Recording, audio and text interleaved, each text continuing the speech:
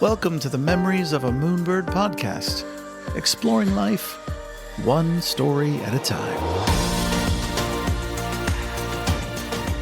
Hello friends, I'm Daniel Sherrill. Today on the show, for over 30 years, she's worked in women's health. She started her career as a nurse and today is a certified doula and childbirth educator who's helped welcome hundreds of babies into the world. She's passionate about working with people, talking about pregnancy and birth, and helping families settle into life with a new baby. As a mom of 4 herself, she's no stranger to all of those things. She says, quote, "I believe that birth is an extraordinary expression of who we are, and I've always felt privileged to walk alongside a family as they meet the challenges and joys that mark this profound transition." Please welcome Janet Hirsch-Ettenger. Janet, welcome to the show. Hey, Daniel. Nice to be with you. Thank you. Great to have you here. Thanks for jumping on board to talk about babies. This is so cool. Happily. Favorite thing. First question, where were you born and raised? I was born in Pittsburgh. I'm like 4th generation Pittsburgh, but by the time I was 8, I had lived maybe 7 different places. We moved around a lot when I was very young. Military brat or what's the... No, not at all.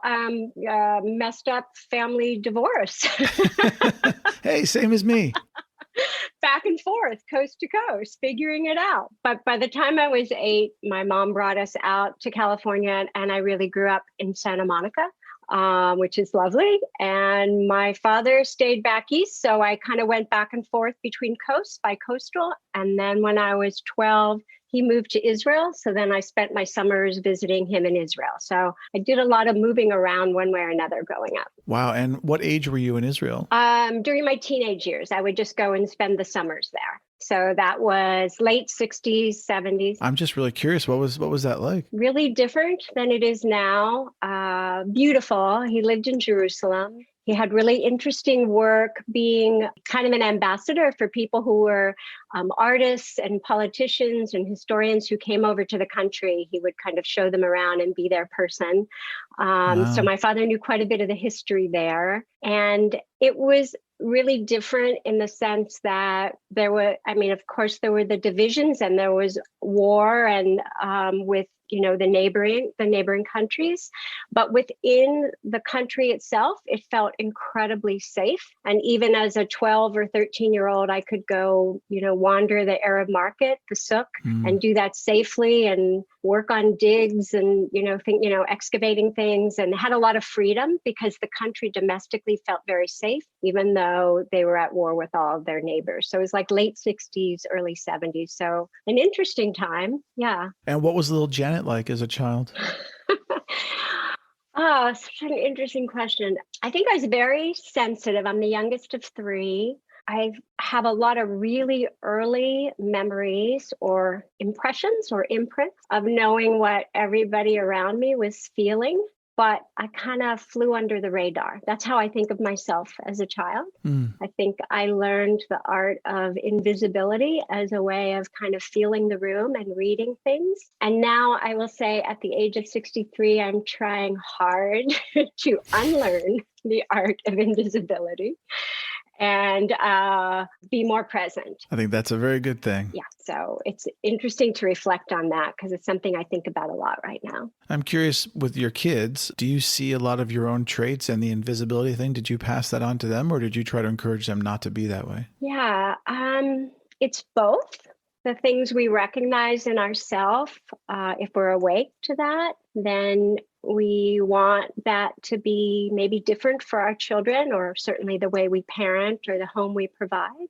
But then there are traits that I see that are kind of innate and so, one of my kids, I really relate to him in terms of sort of how he's built internally and the things that are his strengths and the things that are challenges for him. And we talk about that a lot. Like we kind of lean on each other and give each other for support now that he's a grown man for some of those characteristics, but I recognize them in him. So it's a mix. Yeah.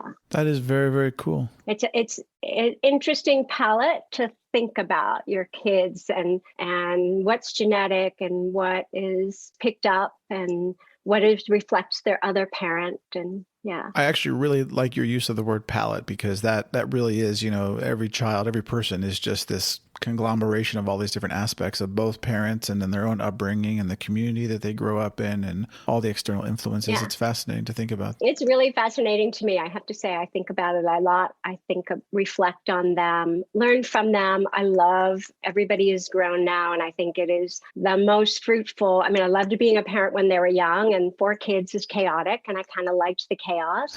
But I love seeing who they're becoming and how surprised I get by them. And as they grow into themselves and into their strengths, and it gives you a lot of confidence that ultimately everything turns out really well, no matter, what the path. And they are my greatest teachers. And I really don't say that lightly, especially in the times we live in that are political, thoughtful, wake up times. Our kids teach us an enormous amount. And I love that because it's vibrant. It's a really vibrant relationship. Yeah. So were there any particular experiences for you growing up that made you want to work as an RN or in women's health? Well, I think 2 things. I had been a dancer. So the idea, that I was very well seated in my body and still am. Do you still dance? No, I still move. Good. But a lot. I do a kind of movement that kind of involves meditation as well. So I think I incorporate things that way. Movement as an expression of your emotions, and also recognizing that your body is your memory keeper. Everything's kind of imprinted there. So, but I think what led me into the world of healthcare is having my first child. And the experience of being pregnant and finding my way and advocating for myself at a time when there weren't doulas and there wasn't a level of information that there is now accessible to parents, available to parents. And I made choices in my pregnancy that really were about advocating for myself. I changed my doctor at the very end, just days before my son was born, in order to have a better care provider and a better experience. And after that, I started working for doctors just as a job. And they trained me to be their back office person and drawing blood and giving shots and doing all that stuff. So that passion for women's health and for pregnancy and birth, and then a little bit of medical training led me into going to nursing school. And I'm curious, what do you like most about healthcare after having worked in it now for over 30 years? Well, what I love is what I love about the work I do in general, which is people and the relationships. And I think that's why I love being a doula rather than maybe just a nurse in a hospital. Not that they don't build relationships with their patients, but they're more short-term. I like the long-term relationships that I get to have with people. And also in the world of pregnancy, kind of helping people figure out who they are as they become parents. When they become pregnant, they become parents. And there's sort of a whole psychological shift that happens as they take on that role. And then as they think towards how they want to give birth and how they want to parent, I love being part of that exploration with them. It's really a chance for them to kind of take stock of who they are and what their strengths are, where they need support, what their own parenting was like, what they might want to be different. So it's a pretty fascinating, intimate time in their lives. So I think I like the people part of it, the relationship. And to take a step backwards for just a second, you hear the term doula nowadays quite a bit, actually. And I, for the listeners out there, to get the official definition from you, you hear things like birthing coach, a sometimes non-medical professional who's there to help out with the whole process. Can you tell the listeners exactly what a doula does and what they are? Those things are aspects of it, certainly. But a doula is somebody who is there for physical and emotional support through the whole perinatal period. So whether that's pregnancy, birth, or postpartum, and to be an informational resource as well. So he or she has no medical role, but they can be a source of unbiased information to help parents develop the confidence to make their own best decisions. And I think that's a really key piece, is to not be the expert for them, but is to help them move into the role of a parent. I envision it like kind of like a clicking of a wheel. And so they move from the place of being a child into the role of being a parent, and they're going to have a child then fill that space. And then their parent role, kind of rounds the curve into being a grandparent. So everybody kind of shifts one place over. And so helping people figure out how they want to do that and what are their own best choices is what a doula does rather than making decisions for them. What made you decide to go from nursing into being a doula and step away from the more clinical and medical role into the more, I guess you would say, psychological and emotional, more holistic, certainly. Although there are plenty of nurses that work holistically. But I think because I wanted to see people in that holistic way and develop a relationship with them that wasn't just about their physical care, but was about that psychological development as a parent, was about their cognitive needs for information and making decisions, was about what they needed emotionally. And a lot of times people seeking a doula maybe need that a little bit of that. They need that support. They recognize they want that support. Sometimes they want or need that support because they don't really have that in their own parent, or they don't feel safe being in labor or in birth with their own parent, but they're looking for somebody, because I am a little older, they're looking for somebody who kind of fulfills that role a little bit. Like a surrogate parent? A little bit. I mean, everybody has a different need from it. And that's also what's interesting, is finding out why somebody wants support and what do they bring to it and where can I enhance that for them and how can I support them. And I would imagine that keeps it very fresh, that you're constantly getting new situations and new people, and it's never boring, I would guess. Absolutely. I mean, that's the part that I love the most, is I get to meet people I would never have met, of all types and across all backgrounds and, all demographics here in Los Angeles. And I get to kind of walk in curious and wanting to know who they are and why they've reached out and how I can enhance their experience. And for some people, that's just really physical. They just, maybe they don't have a partner. Maybe it's a single mom. They need somebody by their side that way. For some people, they're information people and they want a lot of information. And I'm good on that. I'm an educator and I love researching and I love being unbiased and giving information. You're the encyclopedia of childbirth. Yeah, the new Google.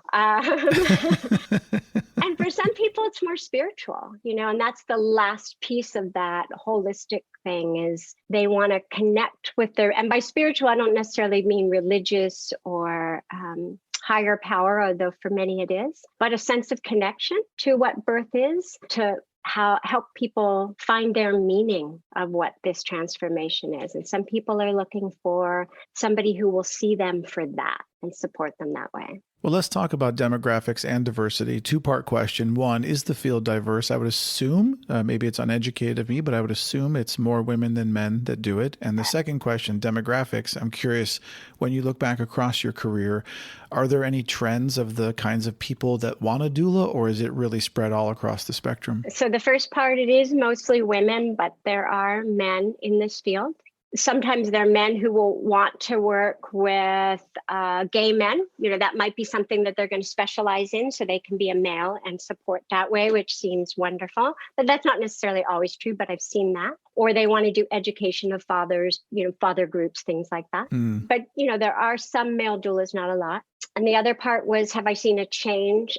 In who looks for a doula? Yeah. I mean, it used to be like, I remember hearing the term years ago, and it seemed like, that's something that wealthy people do or hippies do or whatever, you know what I mean? Those are and two. Now I'm curious. Those are two for sure. Those are the first two that come to my mind, like in the past. Like really. But now it's such a common thing. Yeah. So I do think that it's a broader spectrum of people interested in it, certainly along the coast, New York, California, more urban centers.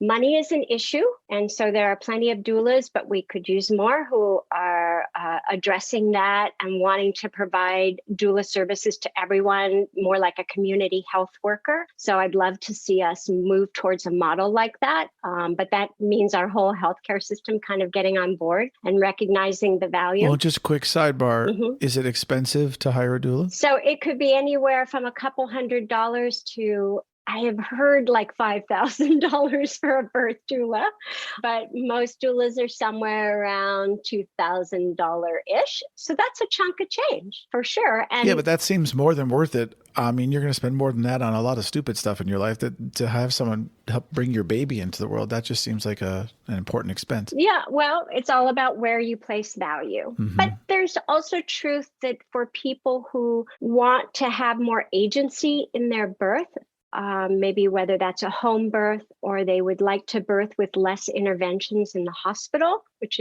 can be a challenging thing, then a doula can be a really important source of support for that. And to clarify, are you with them when they're actually having the baby, or are you only beforehand? Yeah. So, I meet with people prenatally quite a bit, a few times for nice long chunks of visit time, so we can really get to know each other and do a lot of hands-on work and practice breathing and relaxation and touch and use different tools that we do to help kind of a woman be relaxed or a birthing person be relaxed. We talk a lot about postpartum and breastfeeding and self-care and the psychological aspects. And so we do a lot of prep on the front end.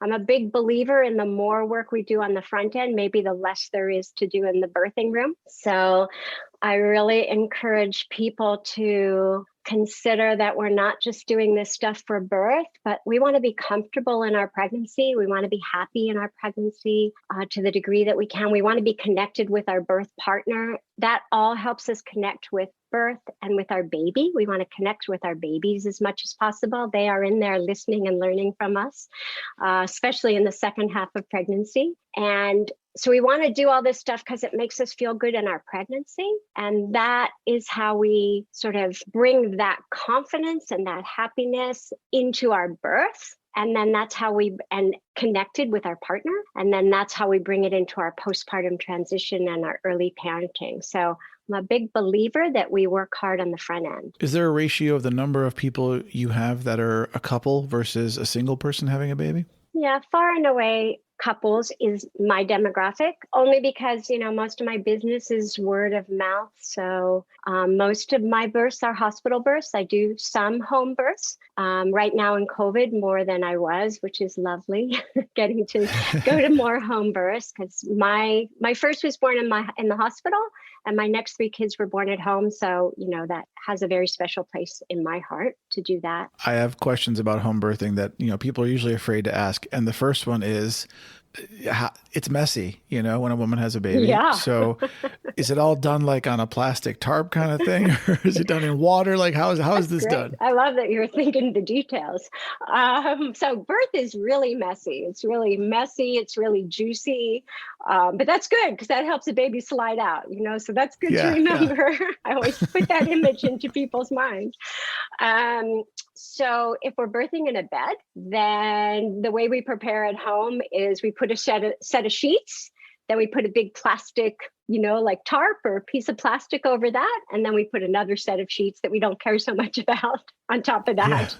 Yeah. So when it's all said and done, we can get all cleaned up and throw those sheets away or throw them in the laundry and take off that plastic and trash it. And we have our nice cozy bed to be in at home. So that's how we help the mess. And people do birth in water as well, either their tubs or in birthing tubs that they rent. And we just drain those and clean those after. That's fascinating. I'm curious, in 2020, besides COVID, but just generally in the business, what is the most challenging aspect of being in women's health for you? Well, as a birth doula, I would say it's just birth takes a long time, especially first babies. So average first birth is like 22 hours. Wow. So, and I've been at births that are like 67 hours. So stamina. What's the average birth weight of a child generally? Ooh, man. It's 7 something now. Babies are bigger now than they were. We're healthier. We eat better. So our nutrition is better. Our prenatal care is better in this country. So we grow babies that are a little bit bigger than we did in the 50s when I was being born. And we hang on to our babies a little bit longer. We gestate a little bit longer than we used to as well. That is fascinating. Yeah. Huh. It's dynamic. Does any of it have to do with like growth hormones or preservatives in the foods, or is that not a factor? That's a fair question. I think I can't answer that definitively. Like most research, there's answers on both sides. You could find research to support both claims. We do. There is some thought that girls menstruate soon, earlier. The age of menstruation has moved back. So, and maybe that might have to do with some hormones in food, like milk and dairy products. But I don't know. I can't answer that. Well, how do you feel about Western and Eastern medicine and their role in what you do? I think it's great to avail yourself of both. I have a pretty good background in holistic medicine. I worked for some years for an acupuncturist, in fact. So I got to learn a decent amount about Chinese medicine and that philosophy and that application. And so I think they both have a lot to lend people. Western medicine tends to be very good in acute situations and emergencies, acting fast. I think Eastern medicine tends to do very well with chronic disease because they just have a different way of looking at the body. Therefore, a different approach is like a different window in to the problem. But quite often using both is great. I think as a rule in the West, we have overtreated pregnancy, seen it as a disease or looked at it sort of pathologically, which I think gets us into trouble. We sometimes intervene too much, and we have undertreated postpartum and haven't recognized that as a separate state that has its own needs. And we're starting to change that. And I feel like midwives and doulas have been part of moving that needle as well, helping to sort of view midwives in particular, helping to view pregnancy as a normal, healthy state, unless it isn't. There's a difference between a midwife and a doula, that the midwife is actually there taking part in the physical aspect of the birth? A midwife has medical responsibility. So in a normal, healthy pregnancy, a midwife is instead of an obstetrician. So in a home birth or hospital births that use midwives, she is responsible. Are there a lot of midwives who are doulas? There are a lot of doulas that become midwives. Yes, definitely. Interesting. yeah, which makes sense, Yeah. They get to know birth and then they want to have more agency in it, so to speak. In all the years you've been doing this, have you ever considered quitting? No. I'm getting older, so I do consider that I don't want to do a bunch of births every month anymore. For me, 1 or 2 is great, as opposed to my younger colleagues that can do more.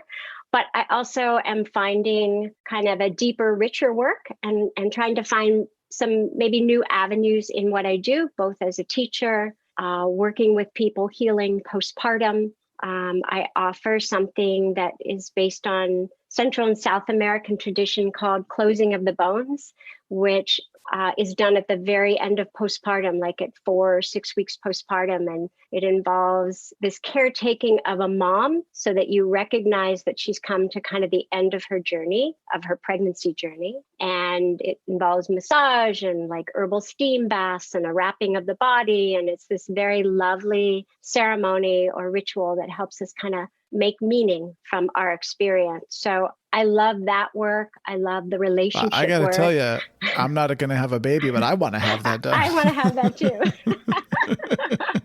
Agreed, right? I think that's kind of what I was saying about Western medicine has kind of helped women have their babies pretty much in the hospital in the 20th century and now the 21st, and then just send them home 2 days later without a lot of care for what a tender time that is, not just physically, but emotionally, psychologically, spiritually. And other cultures, Indian culture, Chinese tradition, Ayurvedic tradition, has a sort of a lying in period of 30 to 40 days where a woman stays home and she's fed certain foods and kept warm. And this kind of massage and steam baths that I'm describing are all part of her care to make her well and whole again after having this experience of pregnancy and birth, which is a lot on a body. And also to give her time to sort of sink into, becoming a mother. I mean, when we give birth to ourselves as well, as parents. And I don't think our culture has recognized that as much as it's needed to. We have a pretty high level of postpartum depression and anxiety, quite a bit higher than certain other countries. And it's the most common complication of childbirth is postpartum depression and anxiety. 15 to 20% in our culture are diagnosed with that. Wow. So we are starting, now we're doing much better. In Los Angeles, we have a lot of resources for it that people need to know about. And what causes that? Is it a hormonal thing? Is it an emotional thing? Yeah, but kind of all of that. I mean, it's definitely triggered hormonally. Just before you give birth, your labor hormones, like your estrogen, is the highest it will ever be in your life. And then 24 hours later, it plummets like by 90% or something. And so hormonal ups and downs. Some of us ride those waves, because even men, we all have hormonal ups and downs. Some of us ride them like a gentle wave, and some of us, it's like a roller coaster, like very sharp ups and downs. So for some women, that is a trigger that changes their brain chemistry so that they either have depression or anxiety. Sometimes a history of mental illness can be a definite precipitating factor as well, or of struggling with anxiety or depression.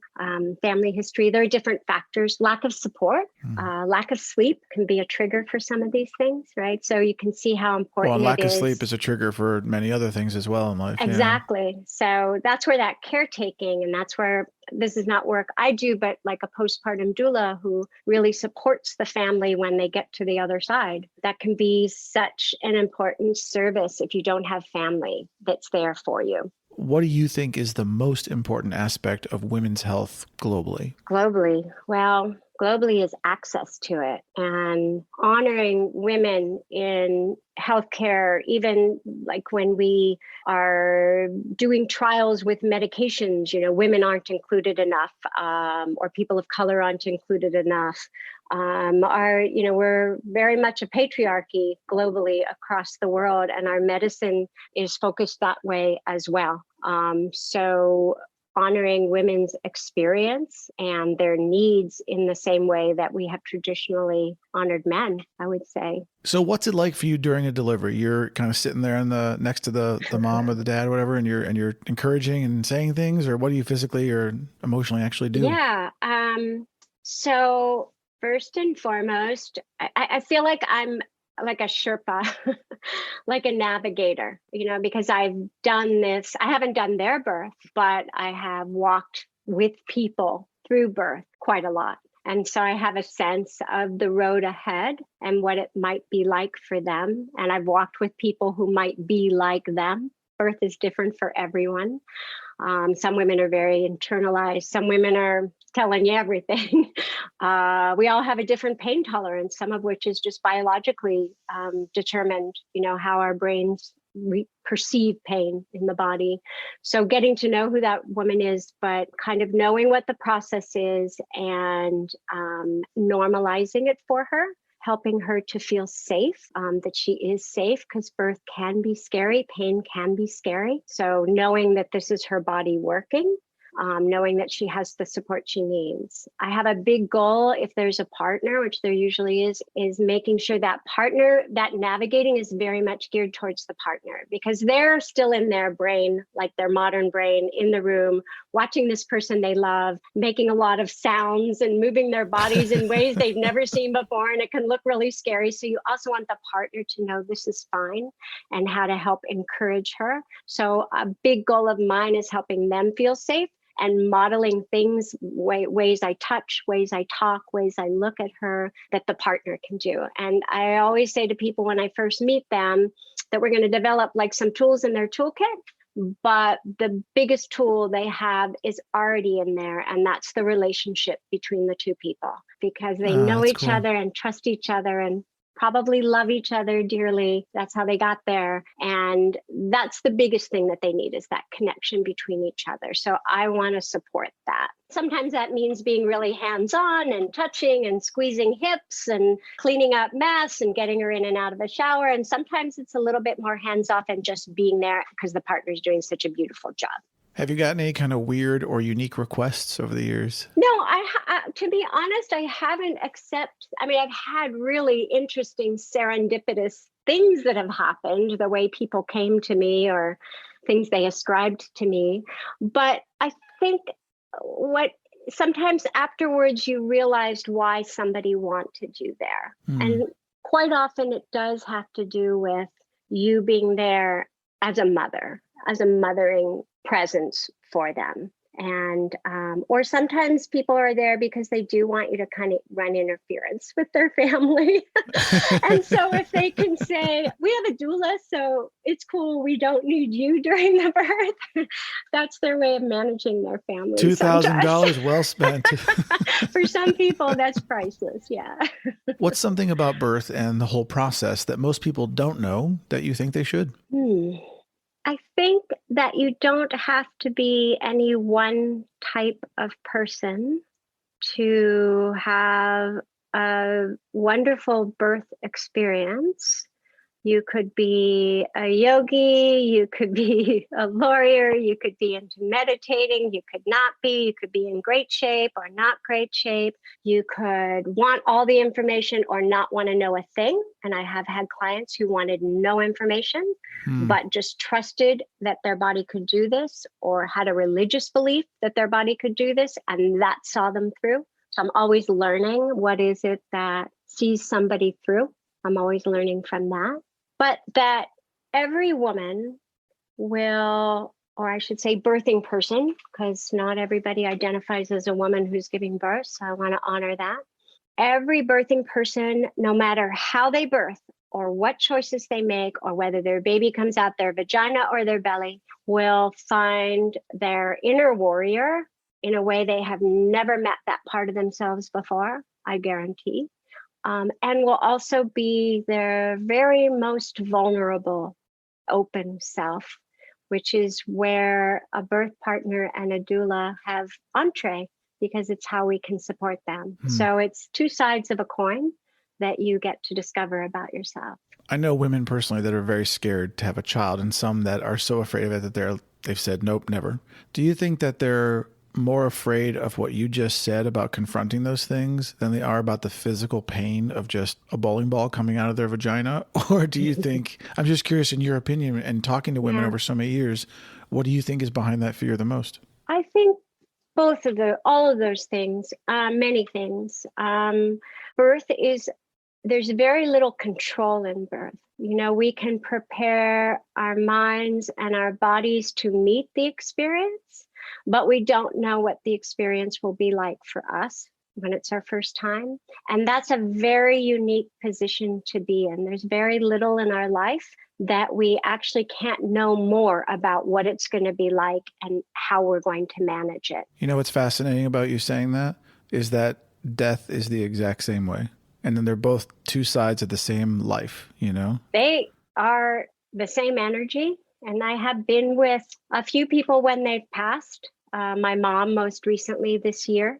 And it is the same energy. And a hospice nurse does the same work that I do, not just with the person dying, but with that person's family, helping them navigate what it's going to look like as we come around the next bend and the next bend. And while it's unique to the individual, he or she, that hospice nurse, has walked this road enough times, just like a birth doula, to be able to be that Sherpa for them.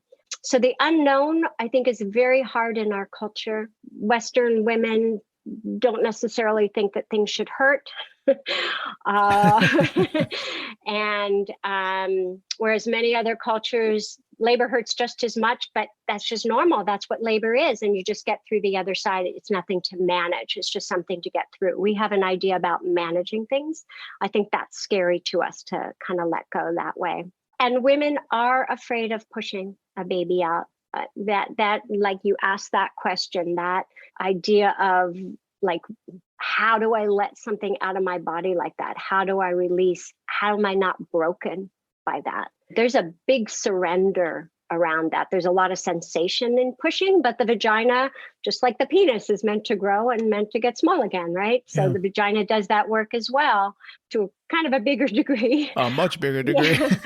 But that's a scary thing. And it's normal to be scared of that. And I like to say that to people too. I mean, it's kind of intelligent to be afraid of something you've never done before. Like, bring that fear with you, bring everything with you, bring your whole self to the party, you know? Well, how do you feel about sexual health and childbirth education? And also, how do you think it affects humanity growing up without sexual health education and with it? So we're better at giving information. We're better at least in our public schools, integrating health education and sexual health education.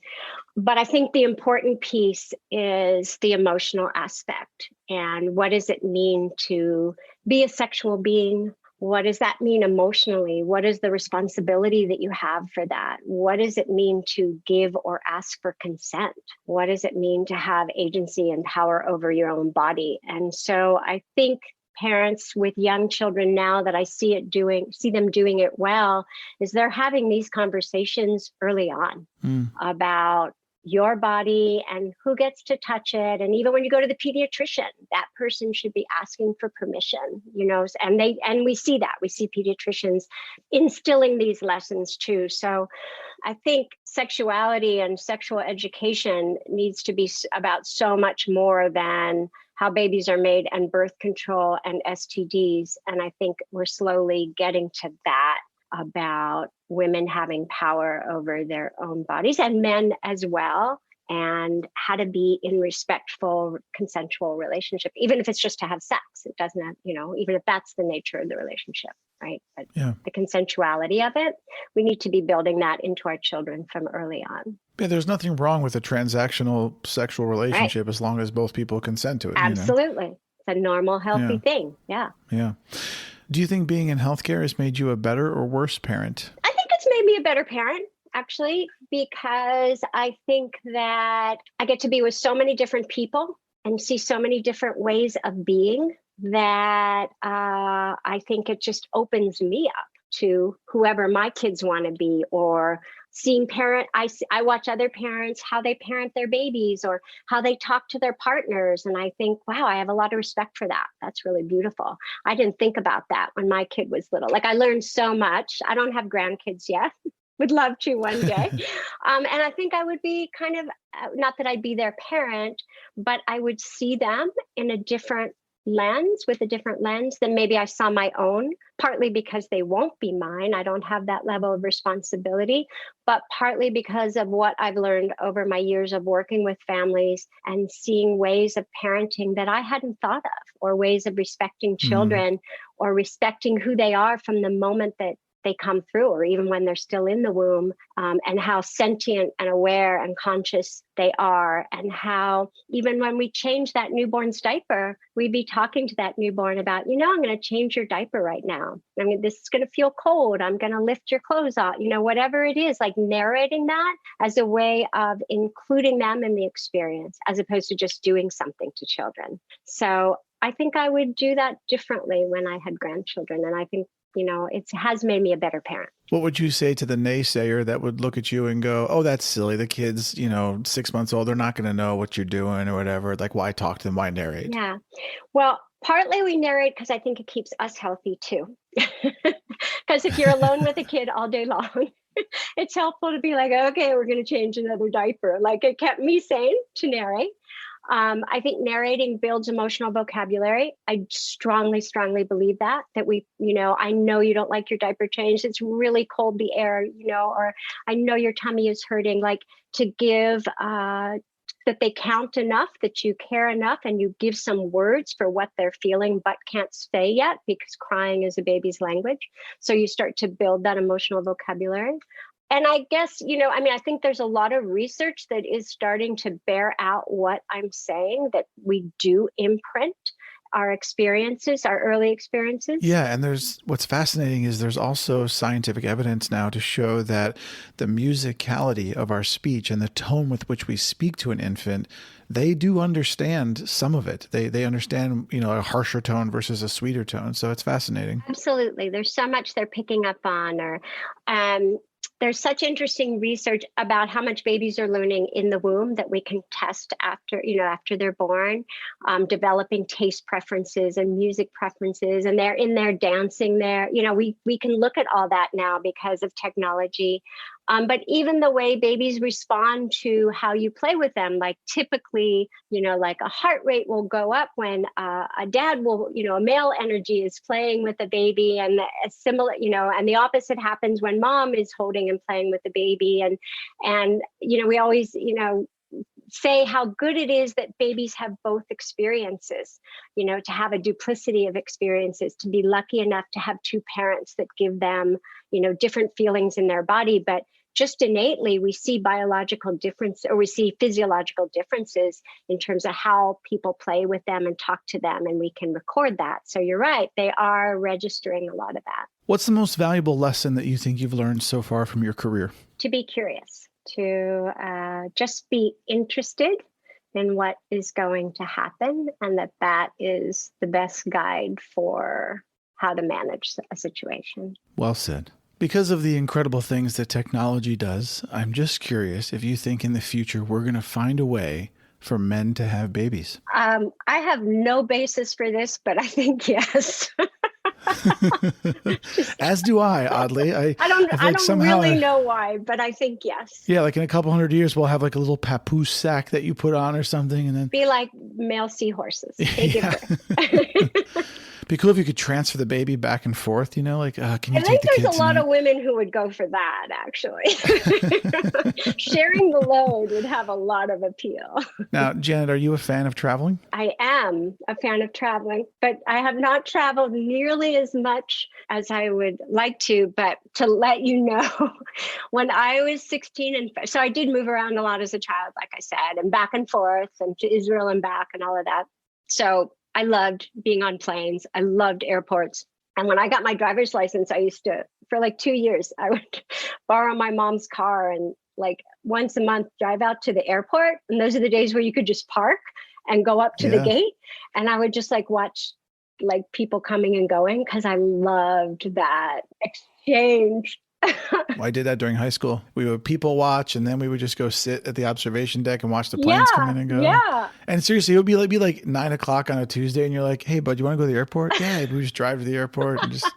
I love that. So yes, I mean, I even when we take teeny little trips, I always imagine what it would be like to live there. I'm always wondering what those people are doing in those houses that I'm passing.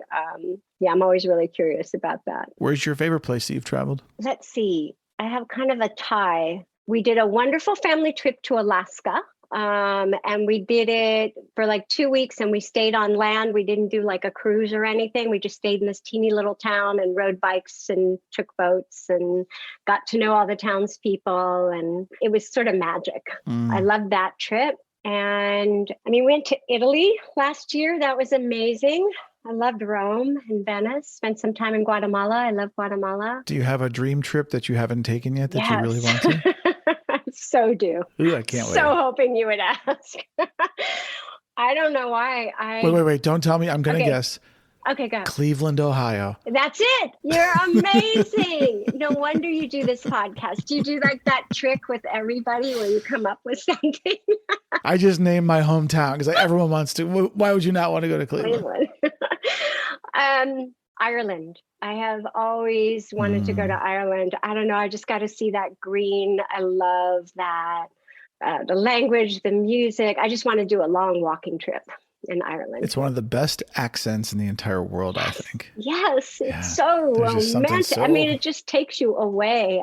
I don't know. I love it. Well, how has the proliferation of digital technology in the world changed your career? Well, thank God. Yeah, thank God with COVID, because we can be Zooming and teaching childbirth classes and even giving birth support or birth preparation or answering postpartum questions, So in that sense, technology is great. But I would say the downside is we're just so, I'm not coming up with the word, but basically we look to the outside for all our information. And so people are obsessive about Googling things and what's the best product and is this okay to do and what is this diagnosis? And I think the downside of that is we have a lot of knowledge internally, and especially when we're pregnant, the hormones of pregnancy really kind of bathe the limbic center of our mind, our more primitive emotional part, out of which, that's the place from which we think intuitive knowledge arises. And there's nothing very mystical about intuitive knowledge. It's our emotional sense of ourselves. It is what we know about ourselves. It's our experiences. It's what we've imprinted in our bodies. And I think if we can kind of use our intuitive self along with our more modern prefrontal cortex and combine those two, then we can make really good choices. But I think we've gotten to this place where we think Google knows everything, and it creates a lack of confidence in our ability to birth and parent that I think is a shame.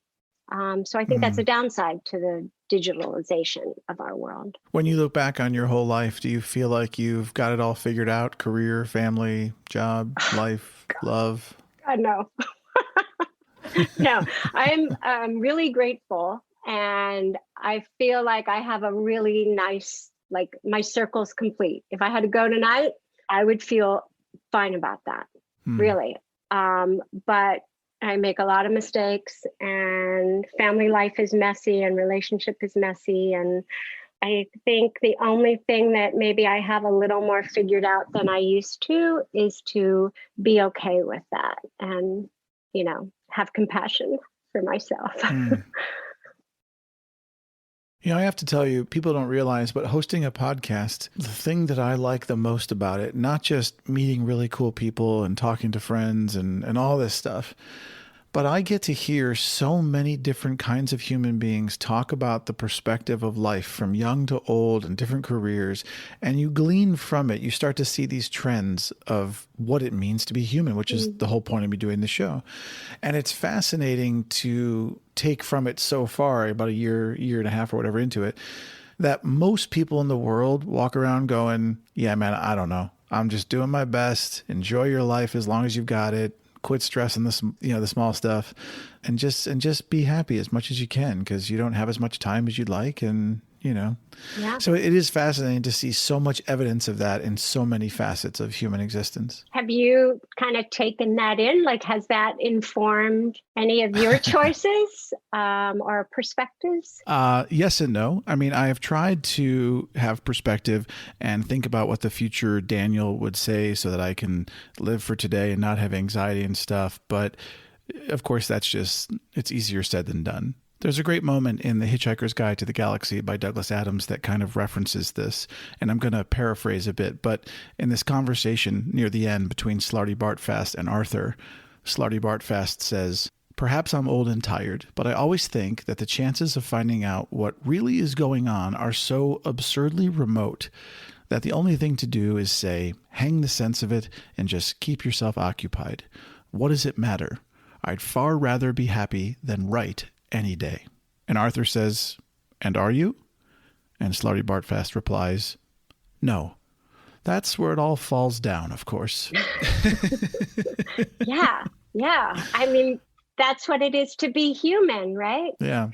We're limited. We're like, that horizon is out there. We can only see so far, but we have to we know that there's more than that. I mean, we just have to live with a not knowingness, with a certain even emptiness or yearning, and we can have that too, like incorporate that too, maybe. Do you feel like the majority of your life when you're walking around the world, are you generally happy or content, or do you feel lonely and uncertain? So I'm generally happy, positive person overall. I'm scared. I carry a lot of, like, doing this with you. I obsessed way too much about it. I carry a lot of fear, but I know that about myself, and I'm just, okay, keep going. That's who I am. Jump anyway. But yeah, I tend to be positive and feel good. I am very similar to you in that. I also have fears that I carry around about life. And then I have this very conflicted personality, because part of me has the fear and a little bit of the anxiety about the future and not knowing. And then the other part of me, like I said, hears all these people talk, had good advice from my own family. And I know that at the end of your days, you'll look back and go, oh, that worry was not worth it. Why did I bother with this? So stupid. It all worked out anyway, Totally. So I try to really focus on that and bring it into my everyday and be present, as everyone says today. But that is for me where the greatest challenge is knowing it's all going to be okay, and who cares about the future? Let's just live for today. And then feeling the fear and the anxiety of the stupid stuff in life, Yeah. And I haven't figured it out. So if I do, I'll let you know. Please do. I'm still riding that train. Well, it's encouraging to know that, you're a couple years older than me and you're still riding that train. So that's like, oh, good. I'm not alone, absolutely. If you hadn't worked for so many years in healthcare, what do you think you would have done with your life? I love words. And language. I think I would have wanted to been like a linguistics teacher or something like That's cool. that. I'm a big reader and I just love words and the whole how dynamic language is and how much it changes and how much it reflects the context of when it's spoken, when those words or phrases were used. So yeah. I think I'd want to do something geeky like that. That's cool. That's not geeky at all. That's awesome. Are there any career ambitions you have that you haven't achieved yet and want to, or do you think you've achieved them all? I kind of alluded to trying to find like maybe a little deeper work within what I do and a little less physical. I'm very attracted to breath work and be an expression of who we are emotionally. And I want to get kind of more training in that, like meditation, breath work, to maybe be able to work therapeutically with people. And I'm not even really sure what that means, but so it's part of what I'm exploring right now. That's really fascinating. That's cool. Janet, what was your favorite childhood book? Oh, I read a lot of Nancy Drew. But what comes to mind is this book called Caddy Woodlawn. And it just like popped in my head when you asked the question. And I think it was like some prairie girl's life or something, Little House on the Prairie kind of thing. But now I'm going to have to go Google it and find out what it was. But the book just popped right in front of my face when you asked me that question. I was a big reader. And back then you also had encyclopedias, right? So I loved hanging out, just like grabbing an encyclopedia and like getting on the bed and just like flipping to some random page and just getting lost. So yeah. When you look back on your life today, how have your priorities changed since you were 20, 30, 40, 50, et cetera? I'm much more content to appreciate what I have than I was when I was younger. I definitely was always looking for what I didn't have or what I needed to be that I didn't feel I was. And certainly my family, my children have been the heart of my life. They're just, we carry our children in our hearts. And as people who have, as women who birth, we literally have all of our children, like cells from every pregnancy we've ever had, even ones that didn't come to fruition, are roaming around in our bodies. And I feel that way about my children, that they're just so deep within me. And that's the heart of my life. Do you think that women have a closer connection to their children than men do just because they do birth them? I don't feel I can answer that. I mean, certainly when we talk about the idea of love, no, I don't think that women love their children more than men can love their children. But I do think there's something to that thing I just described, that I literally have my baby cells in me. Well, do the men have the cells too, though, because they have the other half of the genome that they... It's a really good question. I think it comes from actually having, started that life, that embryo and then fetus, because those dividing cells are in you. Well, and the picture comes together in the mother. You've got these two separate parts that are individual, and then... That's such a deep question. And I would in no way assume that I love my children more than their father. What do you do with your spare time? What are your hobbies? I love crossword puzzles. Reading, hiking. We have a new dog. So I'm walking the dog a lot. What kind of dog? She's a golden retriever mix. I think she has some chow in her. Oh man, golden retrievers are my favorite dogs. She's a rescue. She's an amazing dog who is just like kind of walked in and went, okay, I got your family. Just like slipped right in. She's this little puppy rescue. Well, she's not little. She's a year and a half and she's 50 pounds, but she's great. So she's what I do a lot right now. And let's talk about my favorite part of the show, food. Do you have a favorite meal you've eaten somewhere in the world? Yes. What comes to mind is, but it's not that it was fancy, but it was like hard fought for. It was a trip to Guatemala with all the kids, or almost all the kids. And it was pouring rain, and it was like in a kind of dicey area. And there was just mud pouring down the streets. And my son, who lived there at the time, thought he knew how to get us somewhere, and he kind of didn't. And then we were on the Caribbean, and we just like caught a boat, and the boat said, I can take you somewhere, and took us to this little like island restaurant that was this piece of heaven. And we never expected it. And it was like 10 o'clock at night, and we all sat down dripping wet at this table and ate the most delicious Guatemalan food. And it was just like, wow, I never would have thought we would have ended up here after walking the last 2 hours down muddy streets, like feeling lost and unsafe. What a great story. I love it. If you were elected president of the United States today, what are the first 3 things you would do?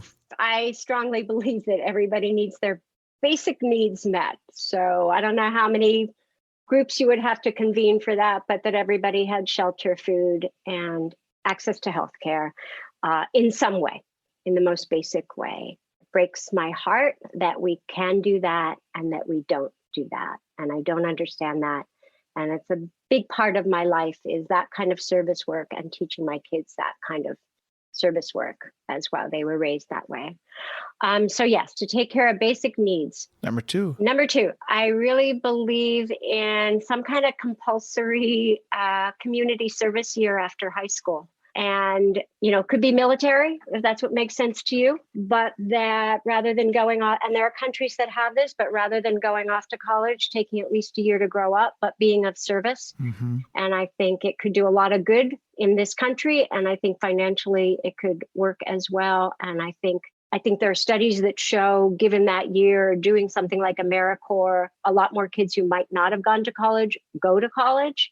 And I think even kids who are college bound after that year or two make different choices around what they want out of their education. I completely agree. Yeah. And 3, well, it has to do with education, because I'm not exactly sure what, but I think education is the heart of everything, and it's the heart of creating equity or more equity. But we need to have equitable education to start with, which we do not, and it's also heartbreaking. So I'm not being specific, but all children should have access to a robust education, multicultural education.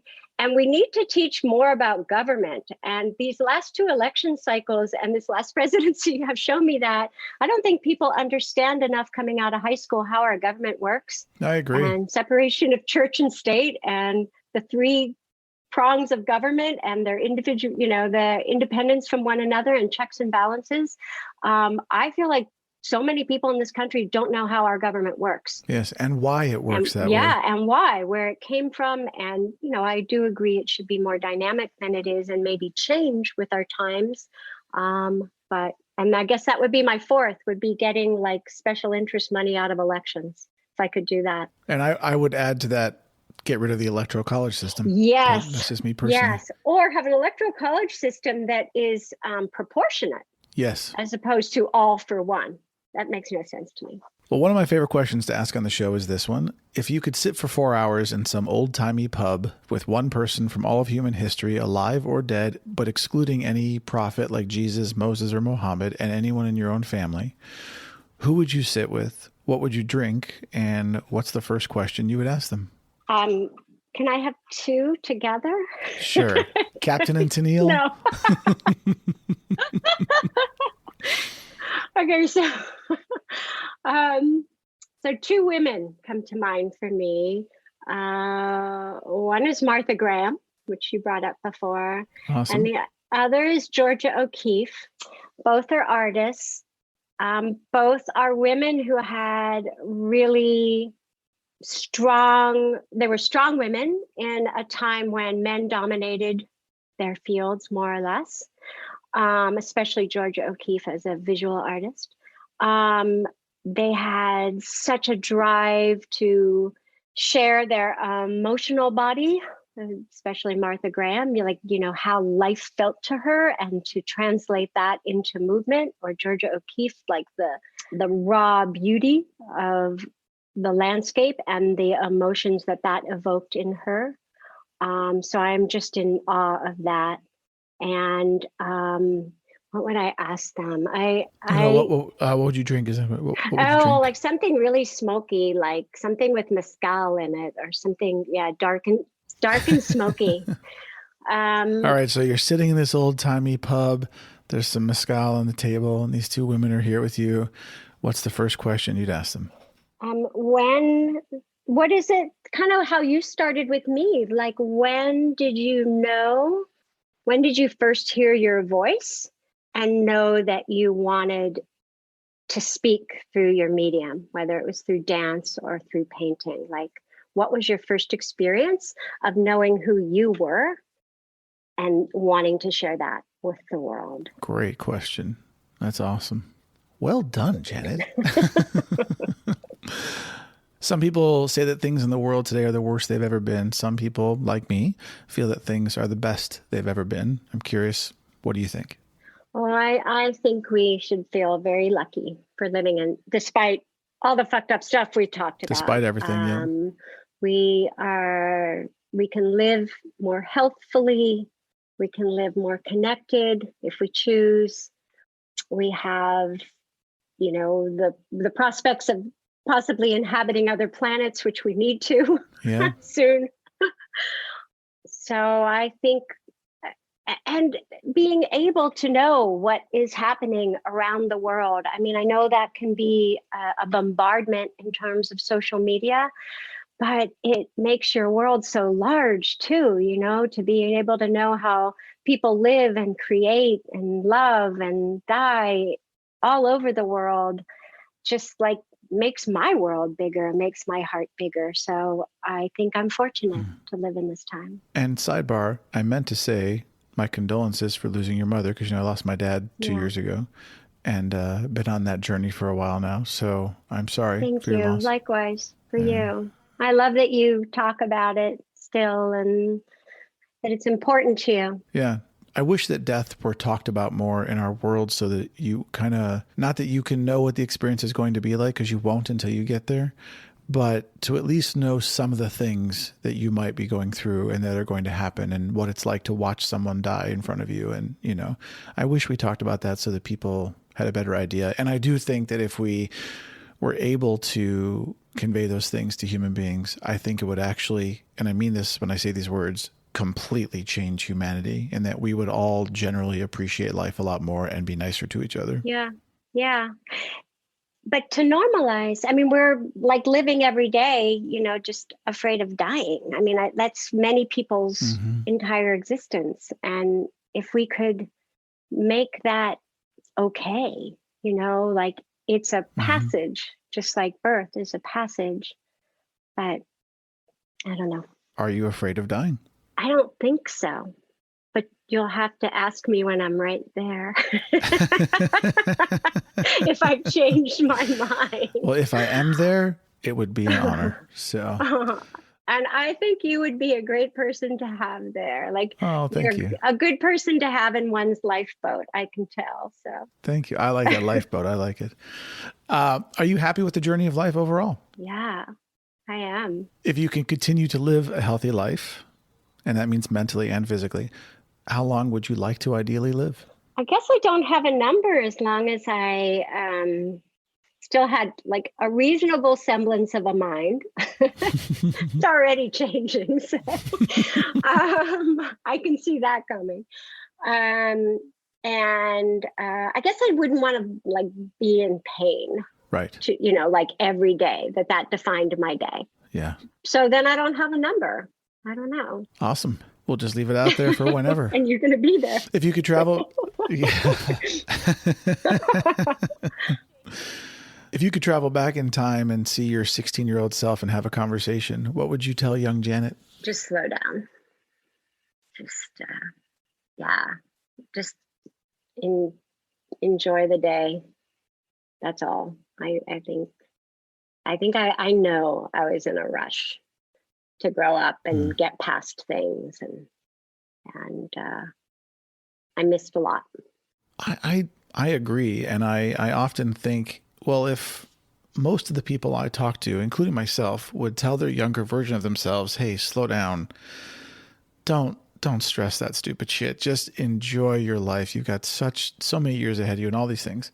If that's what we would all tell our younger selves, then what about the version of us 20 years from now? So in my case, 70-year-old me, what would he tell 49-year-old Daniel, you know? And if he would tell me the same thing, dude, slow down. Like, you don't have to get all 30 episodes of the podcast edited this week. Enjoy your life. You know, I try to actually think about that a lot, which feeds into our earlier conversation about daily anxiety. Because if older version of me would say that, then why can't I seem to just chill out now? And incorporate it now. Yeah. Yeah. I think it's a habit. And I think that that's where my fascination, I was saying, like about the body being an imprint of our experience, or our breath recording our experience. We just get into a habit where we start playing that. I'm afraid of that. And then my body starts feeling afraid. And then all the things that happen mentally that go with that. And I recognize I don't need to do that, but I've sort of trained myself to do it. So my interest is, can we break some habits at this age, like unimprint or imprint new things and have confidence in that. When people say, oh, they're too old to change, I've never believed that. I understand things become, like you said, habit, but I think you can re-imprint and unlearn some things. And that's my hope. That's what I'm working on. Yeah. You and me both. All right. What do you think is the purpose of art? To connect, like something that you see is beautiful, or like you were saying, like when your friends say something, like you've been recording their words. It's for me, at least, because I used to write a lot when I was young as well.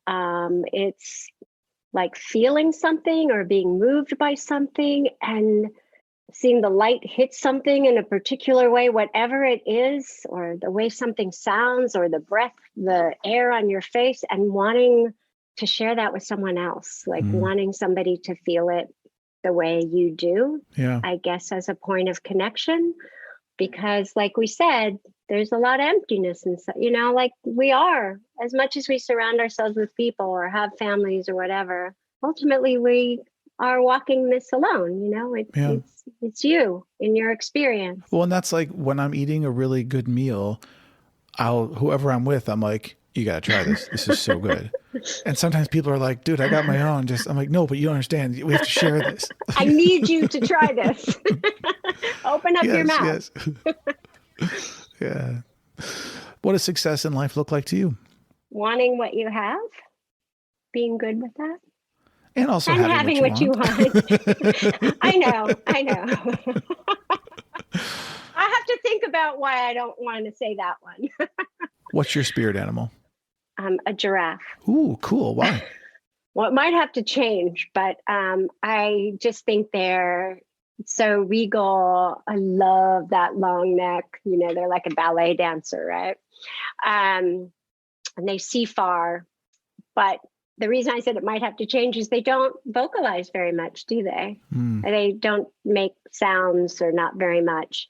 And so maybe a giraffe was the first half of my life, and my spirit animal maybe will change as I want to be more vocal in my life. I don't know, but that's always been my animal. That's cool. Giraffes are badass. And they have a purple tongue. They really are. I think the purple tongue's amazing. Yeah. I got to feed a giraffe at the San Diego Zoo, and their tongues are like so long. Yeah. They're regal. Janet, as you may know, at the end of every show, I do a little game called 299 Philosophical and Life Questions with Moonbird. I've collected 299 philosophical and life questions from friends, family, and the internet. So you get to pick two numbers from 1 to 299, and I will read you those two random questions. Okay. 3 and 147. All right. Number 3. What smell do you love? Vanilla. It's a good one. Now, is there a reason why? It's creamy, and it has a lot of depth to it. Now, do you have a bunch of vanilla stuff around the house, like vanilla candles and vanilla sprays? Not necessarily. Do you cook with vanilla? Sure. I have a lot of spices. It's up in my spice cupboard. Number 147. Have you ever had dreams about a past life? Definitely. Would you like to share one? Well, to go back to my travel question, if we've had past lives, I think I don't know if they were good or bad, but I think I've had strong ones in Ireland. There's just something so like it's in my blood, something so resonating. And yes, I have had like dreams about being there. I don't remember anything specifically, but it's like been a theme for me my whole life. That's cool. So. Well, Janet, I can't thank you enough for being on the show and talking about all these wonderful life experiences. You're great, and I really hope you have a fantastic rest of your career, and say hello to your children for me, and you take care of yourself. Thank you. This was, it's a very unusual situation to be able to just talk with somebody who's just going to be interested in you for an hour or and a half. And I'm honored by that. I want you to know that. I assure you the honor is mine, truly. Thank you. Truly. Thank you. You take care. All right, you too. Bye. Friends and listeners, if you'd like to learn more about Janet's doula services, you can check out her awesome website at thebellyblossom.com. That's thebellyblossom.com. And while you're there looking up cool baby stuff, why don't you head on over to patreon.com/Moonbird and throw a couple bucks our way to keep the show going. We really, really appreciate it. And as always, if you'd like even more Moonbird in your life, then head on over to memoriesofamoonbird.com or visit me on social media at Memories of a Moonbird. Remember, wrap your rascals and stay safe.